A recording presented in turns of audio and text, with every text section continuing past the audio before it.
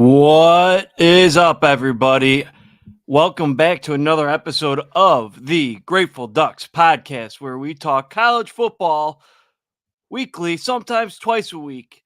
I'm your host, Brew Hand Luke, and today is Tuesday, September 3rd, 2024, and we are going to recap all of week one and all of the action from the last 5 days. What a whirlwind this first week was. A lot happening on the Grateful Ducks tailgate, the debut of the new segment that I'm going to have every Saturday morning at 9:30 a.m. Central Time, right here on this YouTube channel. I had already recapped Thursday and Friday games, so we're not going to go far into detail on those Thursday, Friday games. But we still had 3 more days of games. We had the big game in Vegas on Sunday night. We had the game yesterday between Florida State and Boston College. We're going to talk a lot about that, specifically a certain moment towards the end of the episode here. But before we get into all of that, we have to start today's episode with a recap of whatever that was that the Oregon Ducks did this past weekend. So I did not get to watch the game live. I was at Pearl Jam at Wrigley Field on Saturday night. I kept checking my phone, checking the score. You know, it was 7-0, and then it was 14-0. And I was like, wow, that's bizarre. And then the next morning I saw it was only a final score of 24-14. And looking at some of the reactions online, people were talking about how terrible the Ducks were. And I had that same thought initially, but then I took a little bit of a deeper dive into things. I took a look at it, and really not as bad as what people were talking about. You look at the numbers and you break everything down, which I will in just a second. I've got an entire page here in this notebook. A lot to talk about from this game. I would prefer to not have to talk about a lot of stuff, but we do have a lot of stuff to talk about because there were some issues. And there was some positives, a lot of positives, really. But there were some concerns, but we got to look at the whole picture of the performance from the game and everything else. So let's get started here. 24-14 final. We already discussed that a little bit less, quite a bit less than that 44 point or whatever it was spread for Oregon. They're typically in the Dan Lanning era now against FCS teams, they usually steamroll them. Last year they put up 83 or 87 points, something like that, against Portland State. So this was not the performance anybody was expecting. But this is the performance that Oregon had. Let's just start out that first drive. Took a shot downfield.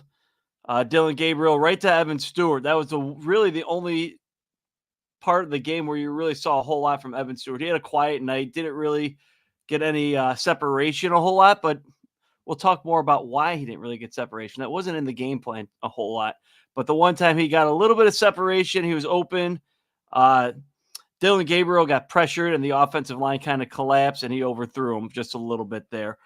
So that could have easily been a touchdown if the offensive line held up their part of the bargain there. There were quite a few issues on the offensive line. That's going to be a theme that I'm going to talk about here for these next few minutes as we talk about that game. That was the biggest takeaway I had after going back and watching the replay of the game.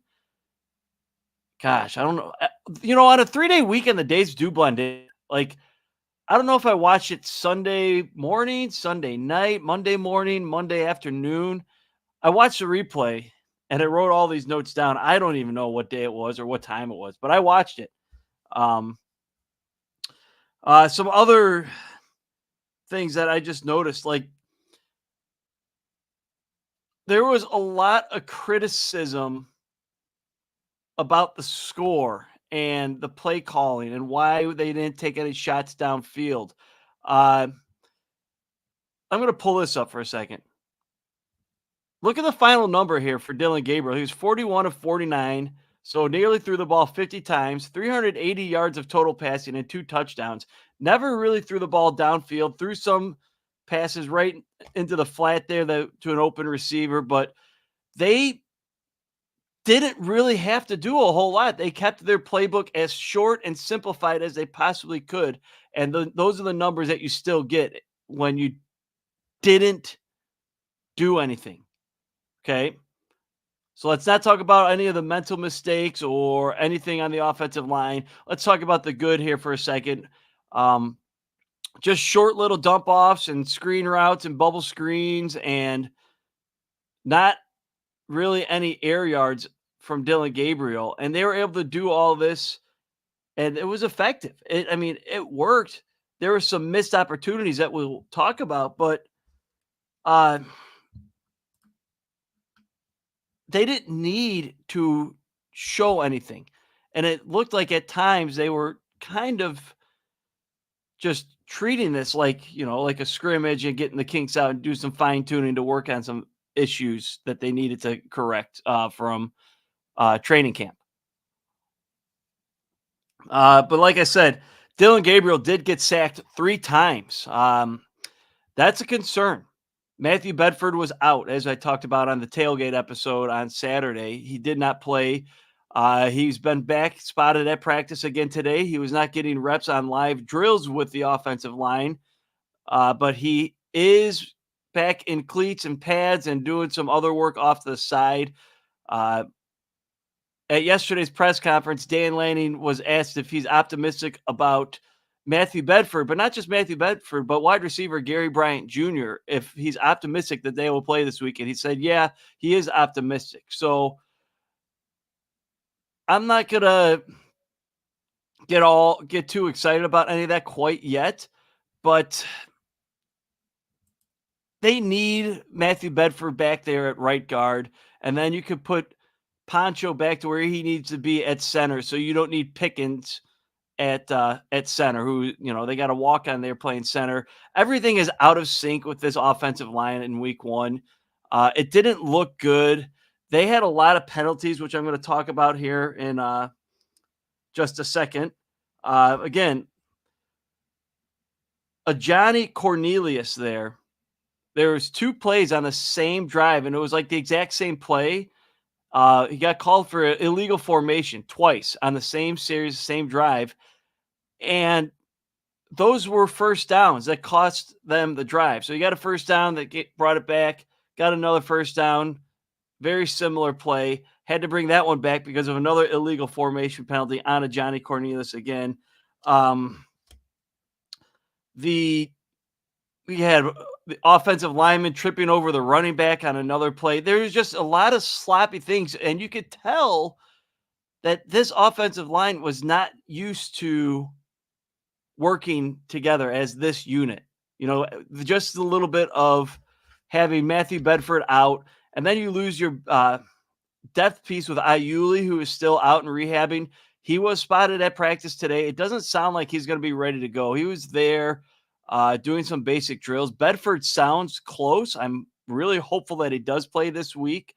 Maybe the coaching staff has a game plan. They feel confident that they could get past Boise State without Bedford. They didn't change anything around on the offensive line is another thing that I noticed from the practice report from today is I thought maybe they'd move Poncho back to center and then have somebody go in at right guard there, whether it's the walk-on or another depth piece there.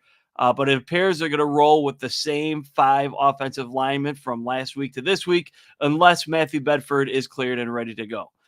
So maybe with a little bit more continuity, this offensive line improves and they get into the film room and they know how to clean things up.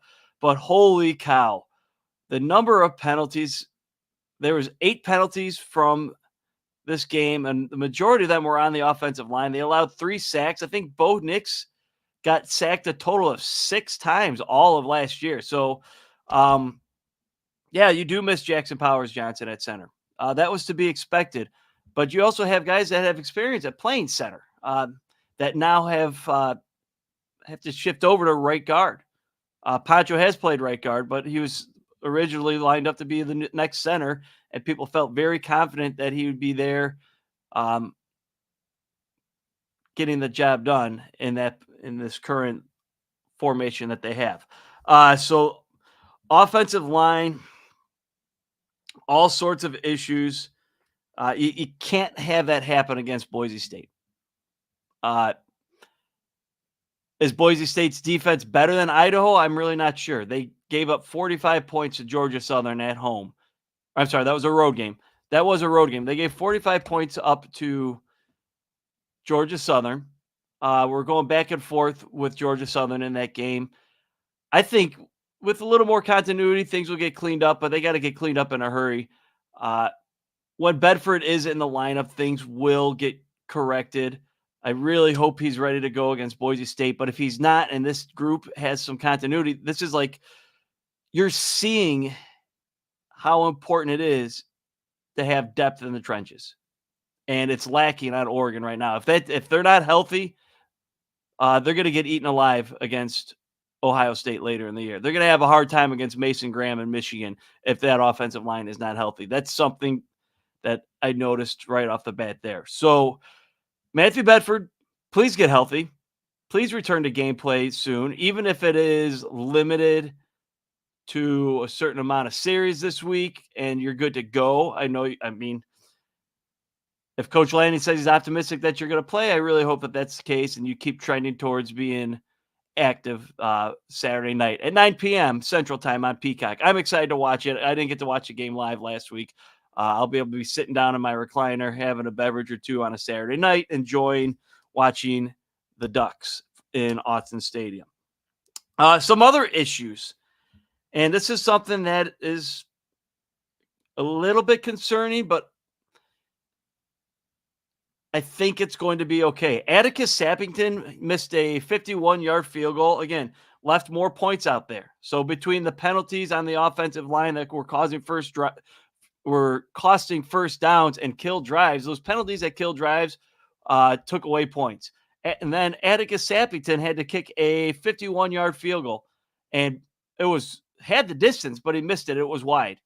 You can't be leaving points out there. You came in here because you have the leg and the accuracy. That's why you came in that transfer portal from Oregon State, because Oregon knew and Coach Lanning knew they needed to address the whole issue from last year they had some field goal issues. The thing that's unsettling to me is, again, from today's practice report, Sappington is missing field goals in practice. Just is he got the yips? Do they need to make a change at the kicking position? I mean, you don't want to do that right off the bat for a guy that just transferred in. But if you need to have a kicking competition and get this thing squared away, we got to get that done now. You can't have that happen in like what happened last year against Washington at home. I'm sorry, that was in Seattle. But you can't have that happen. You have a chance to have a game time field goal, and it's no good because you don't have a guy that can handle the job. You brought this guy in, and is history going to repeat itself? Are we going to have this issue again with the whole college kicker game? I thought we were beyond that. So hopefully Atticus becomes Automaticus before Saturday. Gets that squared away and cleans that up. Some positives. Let's spin to a couple more positives here. Brandon Johnson, the transfer from Duke, had a hell of a game at as a DB there out at the corner. Some good pass breakups, some real good tackles, had an interception. I really like the defensive play in general, especially from this dude right here. The good Uiagalelei. You heard a lot about DJU all weekend and last week and this week. Here's his little brother, Mateo. Little bit more skilled and athletic and looking more like an NFL first or second round draft pick. He's only a true sophomore, so he still has one more year of eligibility after this year. Had 2 sacks on the day, was getting to the backfield with ease, and just seeing that defensive line, they were able to get some pressure on Idaho. Again, score does not do this game justice. I'll get to that in my recap at the end of these notes, but um, Brandon Johnson and Mateo Yu were studs on the defensive side of the ball. They really carried the weight, but everybody as a whole, I think the defense really played well other than the 2 scores, which were both on trick plays. So Idaho had to go with trick plays on both of their touchdowns in order to get into the end zone. Moving on, next we have so what else do I got here? Oh, yeah. Why are we having fake punts against Idaho? Why do you have to have a fake punt against Idaho? That's that does not seem to be something that needs to be done. Like you limited your playbook, you kept things really simple on offense. Why get a fake punt against Idaho? Just punt the ball. Your defense was dominating. You don't need to do anything there. And play the field possession game and get the ball back and get a short field and just score against Idaho. Like there was no need to have any fake punt there, that issue. So that was a coaching mistake there. I'm sure Coach Lanning's aware that he probably didn't need to do that. He got a little aggressive, which he tends to do, likes to go for it on 4th down, likes to make some trickery every now and then. There's no need to do that against Idaho, man. I get it. I understand, but you just don't need to have that happening. And then again, so that was another time, 4th and inches from your own 37-yard line, another coaching mistake. I mean, I get it was 4th and inches and you're trusting in your offensive line and your running game to get it done, but the inexperience showed, and sometimes it's okay to just give the ball back to the other team and play the field possession game and just punt it away. You need to be smarter in that situation.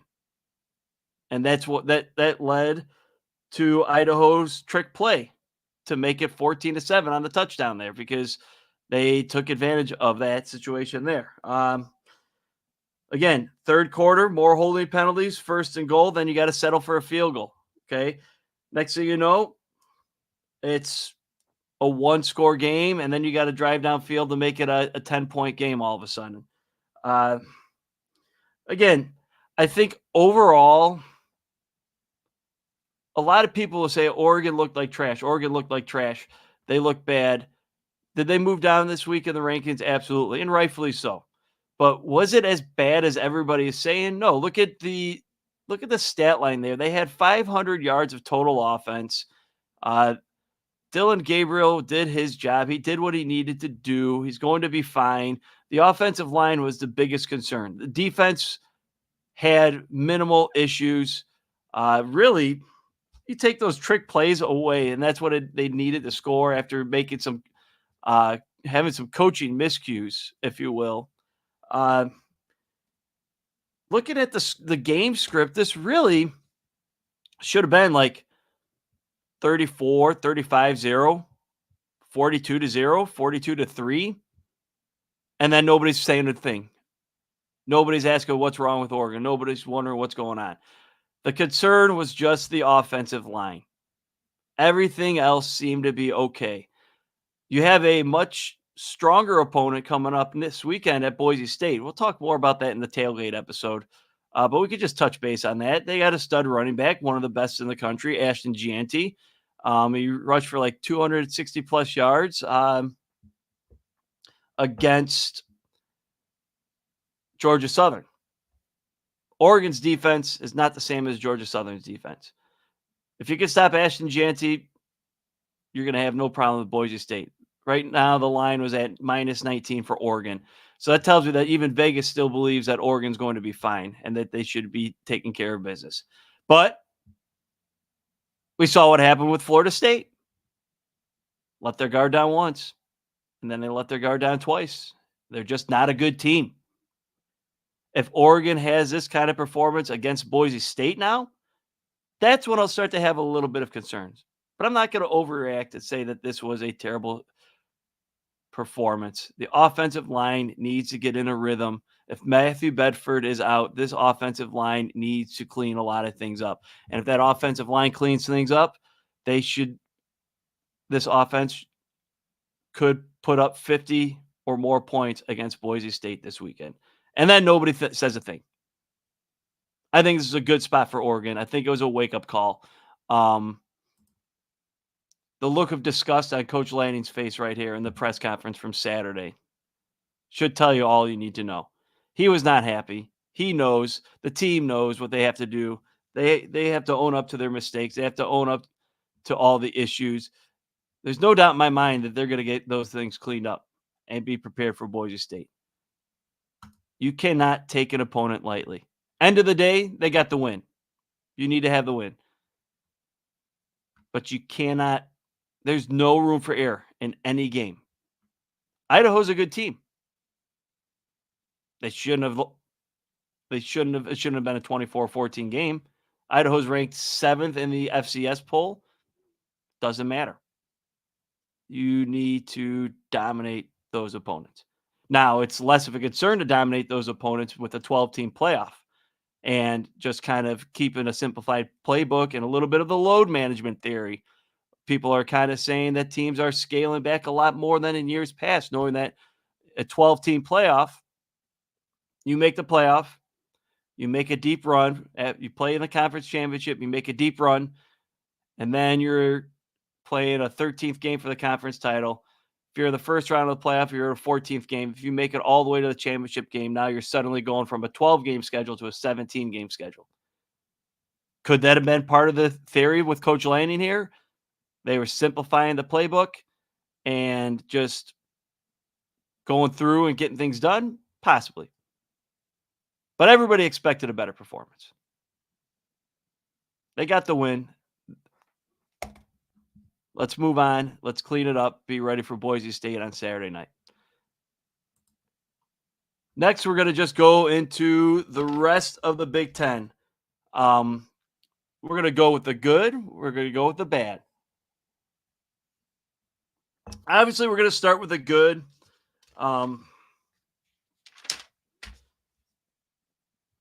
And this was a very good. This was a very, very good. That dude right there, Miller Moss, the next Lincoln Riley protege, he balled out in Vegas against LSU. Found a way to get it done in the fourth quarter. Yeah, the fourth quarter. And they were able to pull off the win against LSU. And I don't know if you were watching that game. You know, USC fans don't have to travel far to go to Vegas. It's a very short trip from USC to Vegas, from LA. But it was like an LSU home game. It felt like it, looking at the crowd and hearing the reactions of the crowd and the pop from the crowd. It was like 75% LSU fans. Essentially a road game for USC. Kudos to Lincoln Riley. Kudos to USC. And I did not expect that. I thought LSU was going to pull it off. Garrett Nussmeier had a very good game. I was very impressed with him for LSU. But at the end of the day, Lincoln Riley and his new defensive coordinator, Danton Lynn, showed a lot more improvement on defense than LSU. And then this leads to another one of my favorite pictures of the weekend. Every recap episode, I'm going to try to find some of my favorite pictures from the weekend. So I showed you Coach Lanning angry. Another one of my favorite pictures from the weekend. Man, Coach Brian Kelly in the post-game press conference was so angry, allegedly, that he slams a table and pounds the Dasani water bottle, goes flying up in the air and lands perfectly back down. I'm still trying to figure out if he was just doing it to send a message or if he was really this pissed off. I mean, I have a lot of thoughts on Brian Kelly. I mean, he's not the best actor in the world. We've learned that when he had a fake accent with his LSU accent after talking to the LSU fans at the basketball game after he became the new head coach and introduced himself with his little Cajun Bayou accent that I suddenly acquired. And I don't know, was that a good accent? Did I do a good LSU or LSU and Baton Rouge accent? I don't know. I mean, you guys be the judge, but that's kind of how Brian Kelly started talking, and now he's slamming his fist on a table in a rage and saying it's his fault that they lost the game. I have to be more responsible. I gotta be a better coach. It falls on me. We didn't get it done, and it's my fault. And I'm gonna slam my fist on the table in a fit of rage in front of you, media people. I don't know. That picture was just perfect. And then you go back to Miller Moss here, like, hey, what's up? Um, USC right there in the mix now. I mean, playoff contender, definitely, but the way they played and the way that defense looked, I don't see why they can't win the Big Ten. Like, if you were to go head to head with USC against Ohio State, what would the spread be? 6.5, 7. Definitely not a double digit at a neutral site. Uh, Miller Moss might be the guy. He may end up being the best quarterback in the Big Ten this season. There's not a lot of like stud quarterbacks in the Big Ten this year. But you got Miller Moss now in the mix with Dylan Gabriel right there. I mean, it's not Cade McNamara, and I don't think it's Will Howard at Ohio State. Drew Aller's right up there. He had a very nice game this weekend, but again, the knock on Drew Aller going into, speaking of Penn State, while we're on the topic of good parts of the Big Ten segment, looked good against West Virginia. The game had like a 17-hour rain delay. So like after that lightning delay, I kind of tuned out. But Anthony Koldenicki kind of tuned up and had that offense humming. Drew Aller looked very, very good. The thing is, he's always looked very, very good unless it's against Ohio State or Michigan, and then he kind of looks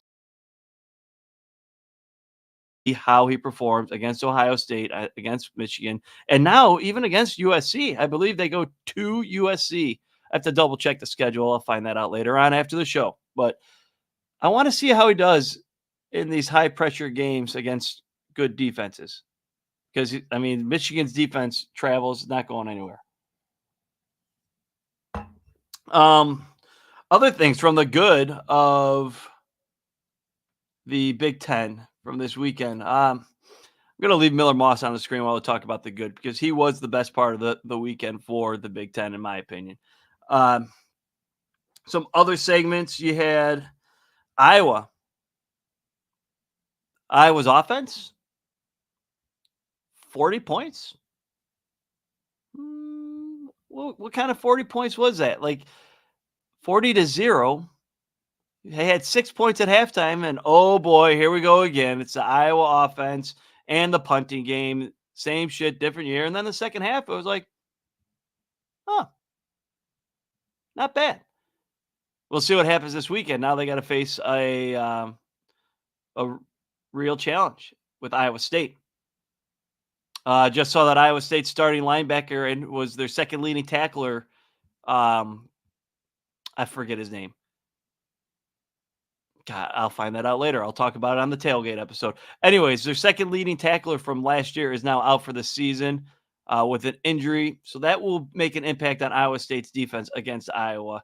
But Iowa's offense, maybe it's improved now under the new offensive coordinator, Tim Lester. Some other highlights. Dylan Raiola, first game in his career. 19 of 27, 238 yards, 2 touchdowns. Easy work of UTEP. That, to me, stood out because of the fact that it was his first career game. So there's a lot of upside for Nebraska. There's a lot of upside for Dylan Raiola. I really like their win total still over 7.5 wins this year. Year 2 under Matt Rule. I'm gonna have to see what they do this week. They got a big fun game this week. Oh boy, do they ever! Nebraska against Colorado. That's gonna be awesome. We all know that people are gonna be watching that all across the country. Coach Prime, Travis Hunter, Shadur Sanders, Dylan Raiola, Matt Rule. Already a massive rivalry game, but you add in all of those factors on top of it, get your popcorn ready.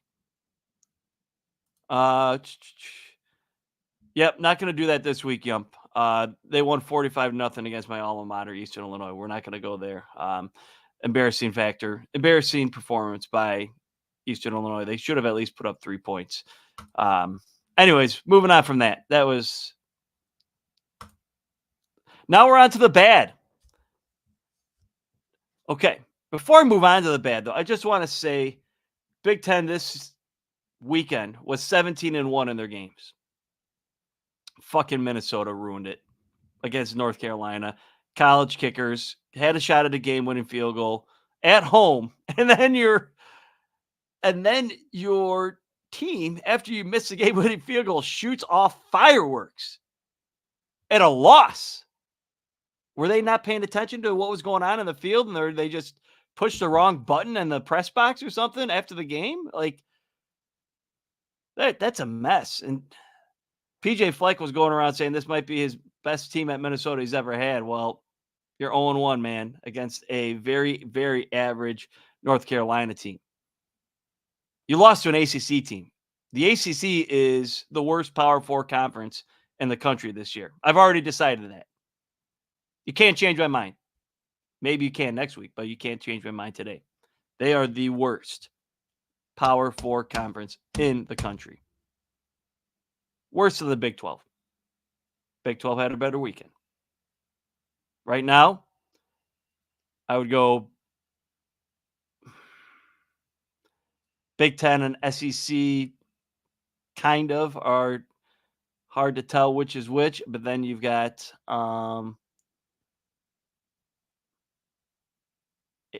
Big 12, then ACC. But it's looking like you might as well just load up on Big 10 and SEC teams in the college football playoff at this point. Let the ACC get their automatic bid. Let Miami win the conference and get the automatic bid. Let whoever wins the Big 12 get the automatic bid. I think it's still going to be Utah. So then you got 5 Big 10 or 4 Big 10 teams and 5 SEC teams. And then you have your 2 other Power 4 conference champions and then your at-large team. That's the way I think it should shake out at this point. Could Miami win the national championship? We'll talk about that. Could Utah or whoever wins the Big 12 win the national championship? Maybe. So that's part of the bad. Another part, UCLA kind of expected this, but had to sneak by Hawaii 16-13. Was the final score there on a game-winning field goal in Hawaii to win. They're going to be in for a long year. We already talked about that, but a game-winning field goal against Hawaii, it's going to be a problem. Another part of the bad, Michigan football. I hate doing this. I like Michigan football. Always have. Love the tradition. Love the history. When I was a kid growing up, I watched Michigan football every Saturday morning on my TV. Watching Drew Henson, Charles Woodson, Tom Brady, Desmond Howard, all those guys. But they have some problems on offense. They've got a quarterback problem. Who's going to be the starter? Who's going to be the full-time starter? They're really, you could tell they're missing all those guys that left. You can't just have it be Donovan Edwards the whole time. That being said, they got a great defense still, the dominant defense. Mason Graham still up front, that defensive line up front. Going to be a fun game this weekend against Texas at home. They're a 7.5-point dog right now at the Big House. That's a lot of points to be a home dog when you have 105,000 fans cheering on Michigan. We'll see how things shake out. We'll talk about it on the tailgate episode. But Michigan really has to figure out what they're going to do at quarterback. The rest of the bad, we talked about Minnesota. Uh, Michigan State, we already had that discussion against Florida Atlantic that like sneaking past them with the win. It was very ugly. But then Wisconsin is really concerning their offense. Like I get it, the air raid offense that Phil Longo's trying to do, and Luke Fickell's trying to get those guys in there. But Tyler Van Dyke still looks like last year's Tyler Van Dyke, which I talked about on Friday. He's got to look like the Tyler Van Dyke from Miami, like his freshman year. He looked like Tyler Van Dyke from Miami last year. Maybe it's going to take some time to get that all pieced together and gel it all together. But people are really bagging on Oregon because they have all the high expectations. Not a lot of discussion about how Ohio State really, was caught in cinder blocks for the first half of their game. Not a lot of discussion about how Wisconsin was underperforming to their expectations. They got Alabama in 2 weeks at home. Alabama looked really good. Their offense looked fine. Wisconsin's didn't. We'll see what happens. Could be a problem. Okay, so now let's get into this week's rankings. I'm going to try to change this screen if I can. Nope. Try to get a bigger option here to read this for the viewers. If I can find it. There we go. That's what I'm talking about. Now you can see that. I've got a banner there covering the number 5's team. So I'm going to take that off real quick so we can read that because we got a lot to discuss here. We're going to go through the rest of the rankings. And as we go through the rankings, we'll talk about not every team, but certain highlights from these teams that deserve to have a lot of discussion this week. So I'm not going to go team by team by team. That was something that this show did last year. And that's all we did was talk rankings. But I want to talk more. Like I said, I'm going to emphasize this is going to be an Oregon Ducks heavy and Big Ten heavy show moving forward. But we also will have to touch up, obviously, nationally on everything else that's going on across the country. So we will talk about rankings. Early on, I don't buy into the rankings a whole lot, especially, week 0, week 1. There's some upsets, but the wins really don't do much for me when you're all playing FCS teams that you're paying $2 to $3 million to come play you, so you could just get essentially a preseason game in the books for your starters and your 2s and your 3s. The real rankings that matter, the only ones that matter, start coming out in, I believe, the middle to end of October. And that's when we will really have the discussions. We will be live after those rankings get dropped, depending on the schedule. I believe they usually come out on Tuesday, so I got to tie that up. But that's further down the road.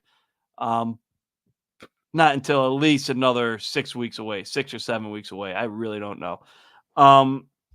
But let's get into these rankings. Just some things of note. Texas A&M is out after that loss to Notre Dame. We'll talk about that game more when we touch up on Notre Dame and the rankings. I was impressed with Notre Dame, so we'll get to that shortly. Florida State is out. Gee, I wonder why. 0-2. You lost to Georgia Tech and Boston College. Your season's done. We don't need to talk about that right now. We'll talk about that at the end of the show because we've got a lot to talk about with this Florida State debacle. Other teams receiving votes. So right on the outside looking in, you got Boston College right there. And then of note from there, you've got Boise State, who faces Oregon this week. So they were one of the top teams still receiving votes. They've got one of the best running backs in the country. Like I talked about, Ashton Gianti. You're going to want to watch him. If you depend on how he does this week, but throughout the rest of the season for Boise State, there's a reason why a lot of people are predicting Boise State to be the group of 5 team to make the college football playoff. I still think no group of 5 team should make the college football playoff because we know what's going to happen in that first round matchup to them. Okay. They got to prove me wrong. Very rarely do you see that group of 5 team in a college football in a bowl game, win the game. Once every 4 to 5 years, you'll see something like that. Otherwise, it's a blowout. Look at Oregon against Liberty last year. Okay, just as an example. Iowa State was right behind Boise State in those rankings. So again, just outside of the rankings in the poll, Iowa State will take on number 21 ranked Iowa this coming weekend in the Cyhawk battle. And then Memphis, another group of five team. I think that's actually the better group of five team that I would predict to make the college football playoff as that group of five team. They're right there. And guess who Memphis plays next? I don't know. That's wrong because they play a game in between. Guess who Memphis has on their schedule in 2 weeks? Florida State. Will Memphis be ranked when they face Florida State? That would be fun. How about that for a storyline? Um, so now from there, before we get into the rankings, though, another team that received votes, Vanderbilt, a little bit further down. Hats off to Vandy. Wow. Clark Lee, Jerry Kill, Diego Pavia at home against a team that I had a lot of high expectations for. I don't have those expectations for Virginia Tech anymore. They've got to earn my trust back. They've got to make me believe. They've got to prove it. Kyron Drones was a mess. They had several opportunities to win the game. They had the lead in the fourth quarter, and then they gave the lead. They let Vanderbilt right back in it. Vanderbilt actually had the opportunity as time expired to win the game, and the kicker missed it wide right. Went to overtime. Virginia Tech's defense was a absolute disaster for a team that's returned so much on offense and defense. They totally shit the bed. But also credit to Vanderbilt. They had a great game plan, and I should have known better. We all should have known better that Jerry Kill now on that coaching staff with Clark Lee and some more experience with a guy like Diego Pavia, who's a baller at quarterback. Now they got a chance. Their win total projections were at 2.5 to start the year. They're at 1. They got 2 more games coming up ahead of them the next 2 weeks. Could be wins. They could be over before October, not over by October, over before October. That would be a great story because then if you get 3 wins by then, I mean, their schedule then gets real with the real meat and potatoes of the SEC. I'm sorry. I have to go back just for a brief moment to one of my favorite pictures from the weekend. I can't believe I forgot this. I got so distracted by the Brian Kelly picture. Another favorite image from the weekend. So we'll take a break before we get into the rankings just to talk about this. 15,000 seat stadium right downtown Evanston or Chicago, whatever. I mean, it's right on the lake, people. You want to call it Evanston, call it Evanston. You can see the skyline there. It's not technically Chicago. I'm going to call it fucking Chicago. You're on the lakefront there. I mean, God, like how many blocks away are you from actual Chicago city limits? That's what I want to know. Just looks like such an amazing place to sit and watch a game. Small atmosphere, practice facility, got the lake on the one side of you. If you got seats on the other side, you're looking at the Chicago skyline in the distance with the lake. Beautiful, beautiful. Job well done, Northwestern. Maybe don't build the stadium where you're talking about it with all those renovations and come up with something like this. Like do this. Like that practice facility. Like see if you have the space to make that like a 50,000 seat stadium on the lake. You could have one of the best venues in the country. So hats off to Northwestern for having a nice temporary stadium for this year and for next year. Okay, back to the rankings though. Clemson, whoo, boy, I talked about how bad the ACC is. They dropped all the way down to 25. Dabo, this is not a transfer portal issue here. This is a personnel issue here. Cade Klubnik looked awful. The offense was not in sync. You had a chance to do something against the Georgia team that didn't have their RB1 or RB2 in this game. And you still got cooked. I had some hope and optimism for this Clemson team that they could get back to 10 wins this year. Maybe they will with the weaker schedule and because it's in the ACC, but boy, oh boy, that's a problem. NC State at 24. Georgia Tech, way to go. Georgia Tech being 2-0. You're on the board after the Florida State win and then beating Georgia State in the in-state rivalry game there. That earned you a ranking at number 23. I'm not sure if you're too worthy of being in the rankings, but all these other teams that should be moving up the rankings aren't doing what they need to do. So credit to Georgia Tech for being 2-0. The Florida State one really isn't that exciting, but they essentially got them to be ranked, I guess. Talked about Iowa at 21, put up 40 points. Defense was the defense, 0 points there. They got Iowa State this weekend. That's going to be one of the key games that I key in on in the Grateful Ducks tailgate. Saturday, 9:30 is when it will drop. I will probably record it Friday night or Thursday night, and it will air later in the week because I will not be available to do this show live this Saturday. Arizona, we got to talk about Arizona for a second. Tetaroa McMillan, 340 receiving yards. Like, okay. I had to do a double take on that. That was a school record. That's about all you need to know about that Arizona game. Kansas at 19. LSU dropped down to 18. Again, Garrett Nussmeier, very good quarterback. Kyron Lacey might be the best wide receiver in the country. They, for the 5th consecutive year, have lost their opening game. And next year they get to play. They play Florida State next year to open the season. Maybe they'll win. No, they don't play Florida State to open the season next year. That's wrong. They did that previous years. They play Clemson. They open the season next year against Clemson. I mean, the ACC is not very good, but maybe LSU isn't. I don't know. We'll see.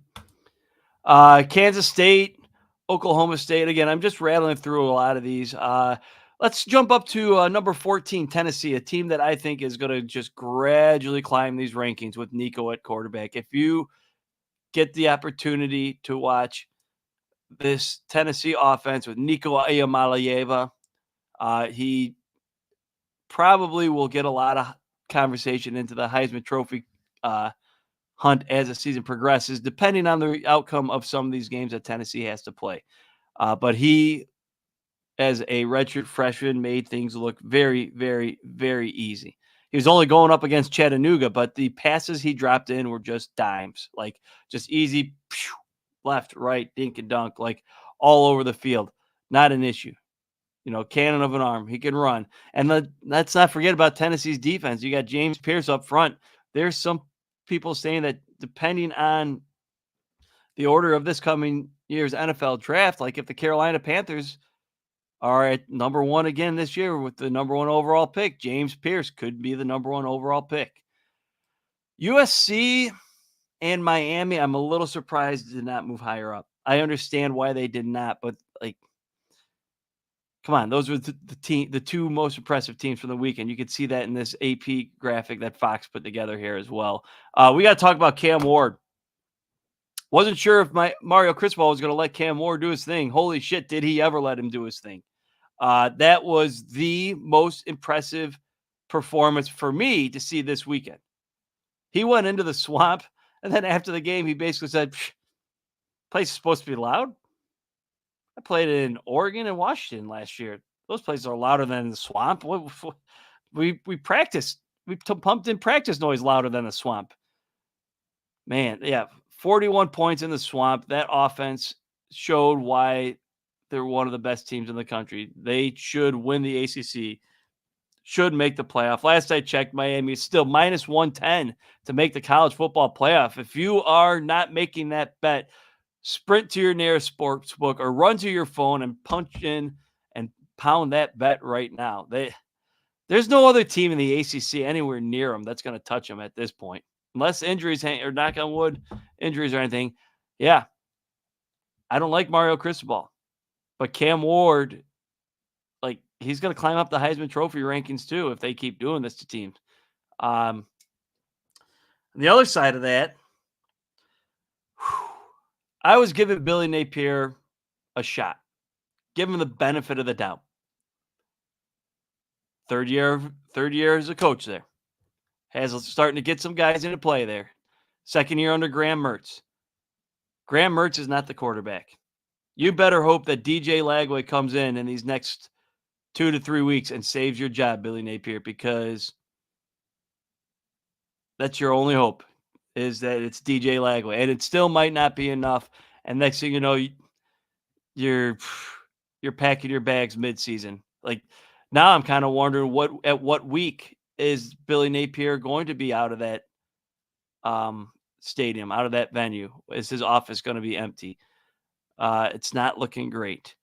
Moving on, Utah, cruise control. We already talked about Michigan. Mizzou just quietly there at 9. Again, AP poll and coaches poll are slightly different. You could look at either one. They don't really matter in the grand scheme of things. When we get 6-7 weeks down the road, we'll talk about the college football playoff rankings. Those are the ones to look at. You know, the 12 teams that are in the top 12. Penn State and Drew Aller, we talked about. Oregon, we don't need to go into any more detail there, but they did drop, depending on the poll you look at. They were at 3 or 4 AP or coaches poll. Coaches poll, I believe, has them at 5. Now they're down to 7 in this poll. Probably deserve that. You know, they just didn't look that great. It happens. I already talked for about 35 minutes about how it was a little bit of an overreaction. And again, like I said, if that happens again next week against Boise State, I will start to have some concerns if they squeak out a win against Boise State. But I right now am cautiously optimistic that things are going to go smoothly and we're going to clean things up. Right, Coach? I mean, look at this. This is the face of a pissed off man that knows that his athletes and himself took this game a little bit lightly. I mean, but again, didn't open up the playbook. Everything was just little screen passes, little dink and dunk. Didn't have to do much. Made those adjustments. Get that offensive line figured out. Jesus Christ. I can't get over that. Matthew Bedford, please get healthy. Practice more. Let's get this let's get this cleaned up. Ole Miss put up 60 points. But let's move on to Notre Dame. That's the story here that we got to touch base on. Kyle Field and Texas A&M, very, very, very challenging place to play. I had a lot of doubts about Notre Dame's offensive line. I think the whole country did. But holy shit, that was one of the best performances of the weekend. I don't think they even gave up a single sack. So you were basically going from you had to replace Joe Alt, then your 4-star or 5-star starting left tackle who was going to replace Joe Alt out. So now the guy that was your third string left tackle is your starting left tackle, and you got no starting experience between these 5 guys, 6 games total. You got to go up against a top 10, top 15 NFL draft pick against Nick Scorton and that offensive line, and they didn't do shit. Notre Dame's offensive line made this game what it was. Marcus Freeman's defense was badass as well. They were well coached. They were fully prepared. And Texas A&M was not. Like, we knew there wasn't going to be a lot of points scored here, but I expected that Texas A&M defense to do a lot more, and they did not. A lot of credit goes to that Notre Dame coaching staff. Only one guy, another one. Here comes another one of my favorite pictures from the weekend. Are you ready? Only one guy on College Game Day got the pick right. And I'm also unsure. Yeah, I don't know what's going on. Look at, you got Pat McAfee here, Nick Saban in the background, Lee Corso there living it up, picking the Irish. Boy, Nick Saban, he said he had a lot of fun and he enjoyed everything, but This is one of the best pictures from the weekend. I mean, I'm going to do this every weekly recap is find my favorite picks. Uh, I don't know if we're going to see Lee Corso every week. I hope we see him. I hope he's healthy and doing well. You could clearly tell that he doesn't have enough energy to um, keep up and report with the other guys at the desk, but he has just the right amount of energy, and he knows what he's there for. He's there to make the headgear pick and keep that tradition going. Um, and then the next three, really no change there. Texas, we'll know a lot more about Texas and Michigan this weekend. Ohio State, another cupcake game coming up this weekend. They're not going to move anywhere in the rankings. And I have no idea who Georgia plays. I mean, they just played Clemson and steamrolled Clemson. Um, Good luck if you have Georgia on your schedule. But this, to me, this showed me more when they played Clemson about how bad Clemson is than how dominant Georgia can be. Like, Georgia is going to dominate. Again, running back one, running back two, both out of the game. They had a brand new center. Cedric Van Pran went to the NFL draft. They had to replace him on the offensive line. They had to replace some parts on defense. Some guys were out there, and they still dominated this Clemson team. There's no excuses for that performance from Clemson. Like, maybe they should have been ranked ahead of like the NC State, Georgia Tech, Louisville, Iowas of the world. Like, dropping them down all the way to 25 was pretty aggressive considering that you faced Georgia, but that should tell you something. Like, from what everybody saw in that game, people are not very high on this Clemson team all of a sudden because Cade Klubnik's not the guy. And there's going to be a lot of issues. I think this might be, I don't want to say the beginning of the end of the Dabo era. Like, they're not going to fire the guy. He's won 2 national championships there. He could be there, a coach there for life. He would have to retire or go find another job. Maybe he goes to Florida next year. I think that would be a disaster, but maybe he goes to Florida. We'll see. And of course, now we talk about this. We have to talk about 321 Null on Twitter. This went viral. After the Florida State loss to Georgia Tech, he went this week and said the following: if Florida State loses to BC this weekend, I will eat dog shit out of a red Solo cup with the spoon and post a video of me doing it. Book it. So not only did he say he was going to do this and he tweeted it, but then he doubled down and he said, book it. This blew up. Middle of the game, you had Barstool get a hold of it. Tom Fornelli and CBS Sports got a hold of it. Last night after the game, even Scott Van Pelt talked about this guy on Twitter saying stuff like this. And all of a sudden, he's gone. And there's some group chats out there and some that he was in Florida State Seminole Twitter that he said, this is it for me for the year. I'll see you guys next year. Here's my issue with it. You could do a few things here in this situation if you're 3-2-1 null. My question for the audience, I guess, would be, what would you do? Would you pay out your bet that you bet on yourself and lost and take your red Solo cup? Find some dog shit? Scoop that out? Eat the dog shit and film it? You said you're going to do it. I don't recommend it. I don't think you need to do it. But if you don't do it, don't go running away on Twitter and delete your account, man. Like, people are talking about you. People want to hear from you. I want to know, like, I want answers. I don't need you to necessarily do this. I want to hear from you. I want to hear what you were thinking when you said that and why you would say that after the loss to Georgia Tech in week 1 in Dublin. Like, why? What team were you watching? What quarterback were you watching to think that, like, I don't know, man. Like what? What's going through your head?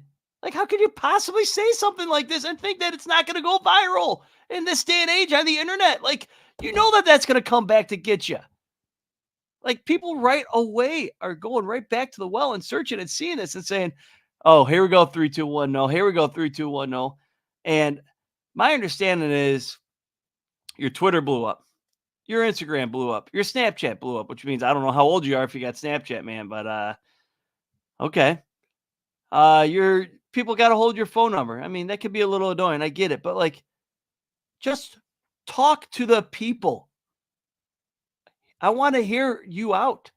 I want to hear your reasoning behind this. I want to know what's your move, what's your play. Don't just delete your Twitter and run and hide, man. Like, that's bogus as hell. Like, get on a show, get on the stage, come on this show and talk.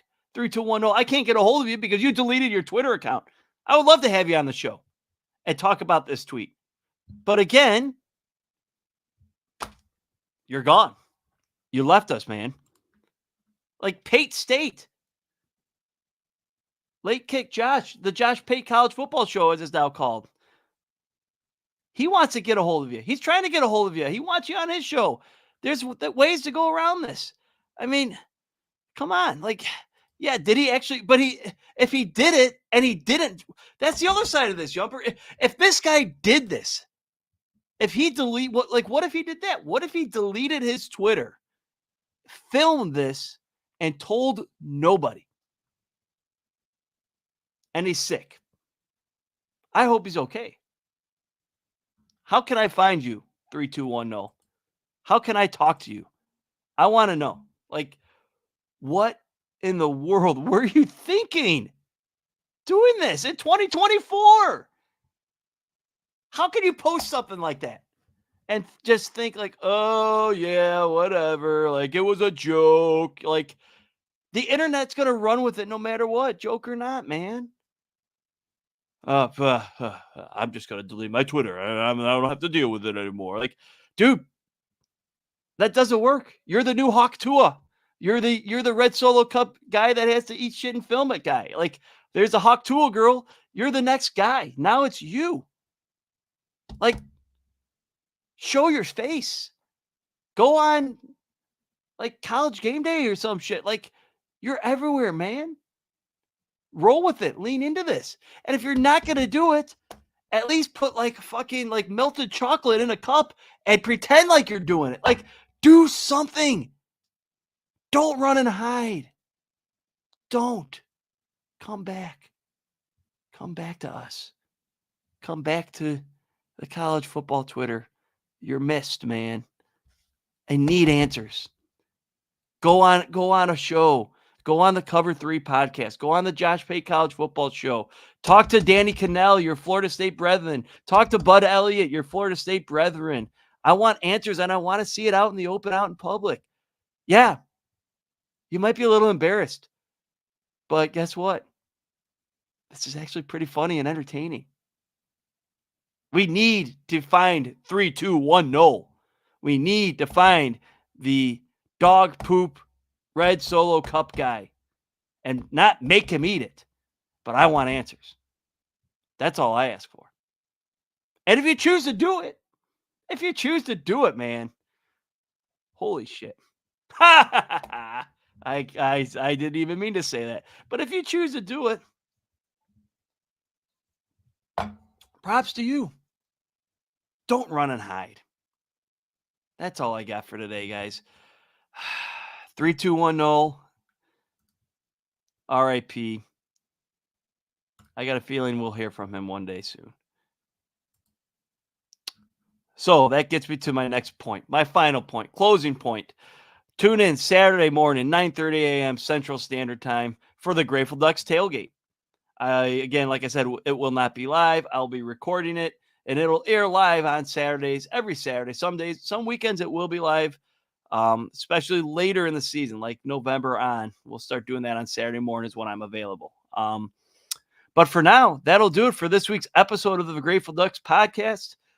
Week 1 recap. We got a lot done there.